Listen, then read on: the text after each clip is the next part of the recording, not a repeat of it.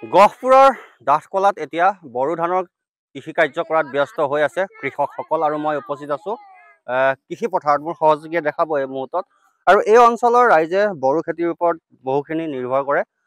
বহু পৰিয়ালে এই অঞ্চলৰ বহু কৃষক পৰিয়ালে এনেদৰে বড়ো খেতি তেওঁলোকে কৰে আৰু সুন্দৰকৈ মাটি চহাই বড়ো ধানৰ কঠীয়াসমূহ সুন্দৰকৈ ৰোপণ কৰিছে আৰু ইয়াৰ পৰাই তেওঁলোকে বহুখিনি লাভৱানো হয় আৰু নিজৰ যি খাদ্যৰ বাবে চাউলৰ প্ৰয়োজন সেই চাউলখিনিও ইয়াৰ পৰাই উৎপাদিত হয়।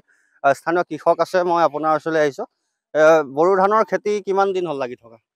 এতিয়া 7-8 বছৰ হৈছে কৰি আছো। কেনেকুৱা হয় অঞ্চলত খেতিটো? খেতিটো হয় বাৰু, এইটো খৰচাও আছে, মটৰ কিনিব লাগিব, বহাব লাগিব, এতিয়া কঠীয়া পাৰিব লাগিব, ৰোৱানি কৰিব লাগিব, হাল মাৰিব ট্ৰেক্টৰে দি লাগিব, বহুতখিনি খৰচ আছে।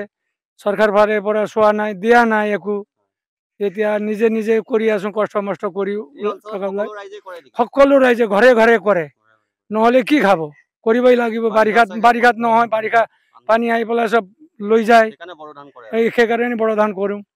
নিশ্চয়কৈ সহযোগীয়ে দেখাব পুনৰ এনেদৰে বহুখিনি ৰোৱনী আছে আৰু তেওঁলোকে এই মুহূৰ্তত বড়ো ধানৰ যিসমূহ কঠীয়া সেইসমূহ তেওঁলোকে ৰোপণ কৰিছে। আৰু এই অঞ্চলত কি হয়, বাৰিষা কালত বানপানী হয়, সেইবাবে শালি ধানৰ খেতি কৰাত বহুখিনি সমস্যা হয়।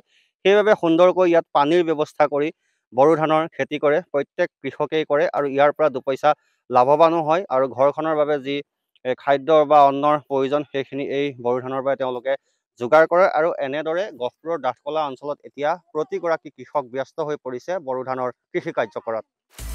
আপুনি বিচৰা বাতৰি পাব কেৱল নিউজ 18 এপত। নিউজ 18 এপ ডাউনলোড কৰিবলৈ স্কেন কৰক এই QR কোড। গুগল প্লে ষ্টৰতো পাব এই নিউজ 18 এপ।